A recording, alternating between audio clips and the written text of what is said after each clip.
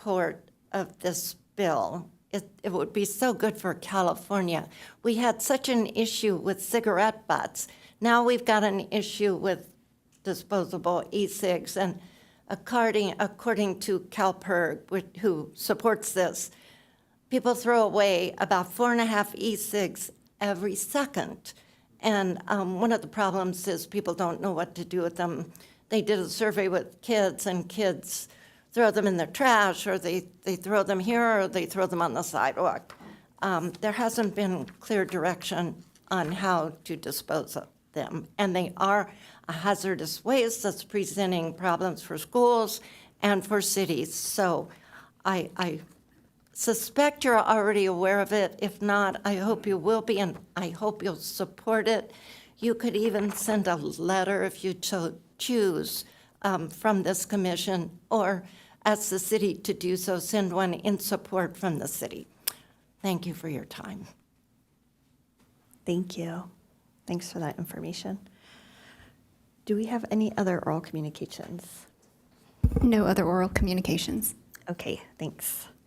Okay, next we have our presenter. We have Joe DeWolf, San Diego Botanic Gardens Habitat Restoration Program Manager. And he's going to tell us about the native pollinator garden at Parkdale Lane Elementary School. Welcome, Joe. Thank you. Thanks for having me. Thanks for asking me to be here. I understand the city has some pollinator aspirations. We are a bee city now, or we're becoming one, right? So that's great. We have a new project from a new donor, private donor that we had, that we're doing some pollinator enhancement at the garden and around town as well. Some of the projects are actually on City of Encinitas property as well, kind of in conjunction with the Botanic Gardens' current contract and relationship with the city in their open spaces. So this is an exciting project. Lots to talk about. This is a very photo-heavy presentation, by the way. If you have any questions, let me know at the end. Okay, so this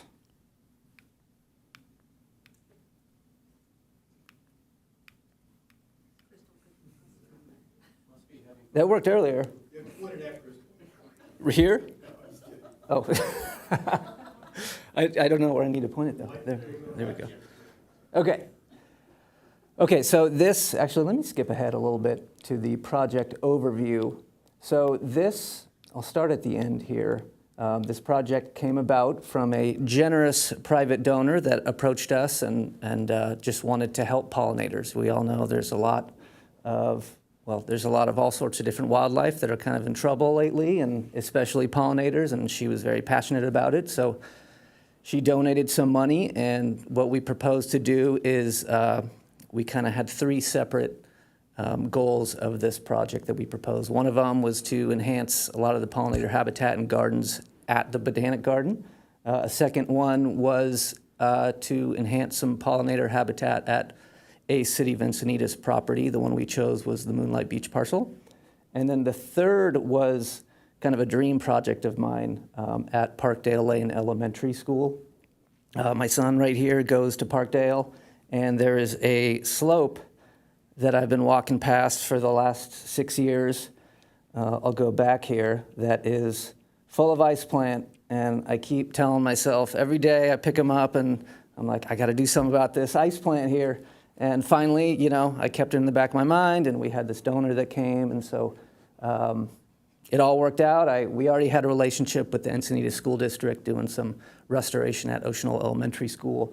So I already knew the facility staff, and he trusted our work, so he went ahead and approved it. So yeah, that's what we proposed to do, and we got started this last November. So we'll go back here. So the goal, as I mentioned, is to remove the non-native ice plant, Carpobrotus edulis, to install a wide variety of native species. Obviously, this is a purely native garden that we're going for, providing a variety of larval host plants and a year-round source of flowers, nectar, and pollen, and then, of course, eventually install some sort of interpretive signage to kind of help explain what we're doing and educate the public on pollinators and their habitats.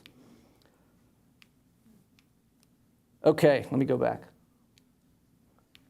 Alrighty, so step one, remove ice plant. So we have a lot of amazing volunteers at the Botanic Garden. We're out at various open spaces every Wednesday morning with our volunteers doing habitat restoration. So we did this in, I think it was the week of Thanksgiving. We got started by removing the ice plant. It's a lot of work. We had to haul it all off-site back to the garden and throw it in our green waste. Step two is kind of at the same time, we also, well, not only is there ice plant, let me go back here, there's also a lot of duff that builds up below the ice plant, because that ice plant has probably been there since, I would imagine, the beginning of the school, right? So it had decades and decades of duff below it. So we did have to scrape a lot of the duff beneath the ice plant after we removed it, and then we gave it a fresh coating of mulch. So that's what it looked like after the removal of the ice plant and after we mulched it. We didn't have enough capacity to do the whole thing, and the school didn't want us to do the whole thing, but this was kind of a trial project for us. You know, and I'll go back and say the thing about ice plant, we don't like it, obviously, but I understand why schools and Caltrans historically would use it a lot, because it's very low maintenance. You don't have to do any sort of weeding, and the school district has, 7 different elementary schools, and this slope is kind of their least concern for maintenance. So they don't have any sort of capacity to do this type of work. So that's where we come in, the nonprofits, and we do this sort of work. So this was kind of the trial, doing just a little section of pollinator garden in between the ice plant. And so, and in a way, I kept thinking of it as like, this was also like my artistic statement, because it's totally surrounded by ice plants. So you can see directly on either side the lack of habitat, you know, 0 habitat value, amazing habitat value, 0 habitat value on the other side. And it's somewhat of a statement, I guess, as well. So I always kind of looked at it that way. Okay, so after we, I hope this plays, we removed the ice plant and installed the mulch. We installed some landscape boulders because, fortunately, with this generous donor, we had more than enough funding to do it right, to go big, make it look absolutely awesome. We weren't going to half this job, right? So let me go back. This was a video. If it doesn't work, is that going to allow you to play? It's just the crane. Oh, it probably goes to the Google Drive. Don't worry about it. You can go back then. Sorry about that. I guess I should have embedded it. Okay, so it's a crane, you know, installing the boulders. So the boulders look nice, and that's what it looked like after the boulders. So of course, after that, it's planting time. So these are some of our staff and volunteers doing the planting, and that's what it looked like after the planting. This was, again, I think we did all of this just within a couple weeks in November, early December. So I want to go over the plant list here and talk about all the different species we chose. And we chose these for a variety of reasons. So again, there's, you know, this is a pollinator garden, so we want a nice mix of different host plants, lots of different nectar and pollen plants, but also we chose a lot of these because we want something to always be blooming, right, in the garden, so that it's kind of a year-round source of pollinators. So I'll go through just a few of these. There's even a second page as well. So we've got a lot of our beautiful sages, buckwheats, amazing pollinator plants. They're not just host plants for a lot of the blue butterflies and the skylark butterflies, hair streaks, things like that, but also they're really long bloomers, and they kind of take up that like summer bloomer. So, you know, right now is kind of peak bloom for a lot of the wildflowers and a lot of our shrubs. But also, and so there's no shortage of flowers and nectar and pollen in the springtime. But in the summertime, buckwheats are really carrying the load. So we got a couple different species of buckwheats there.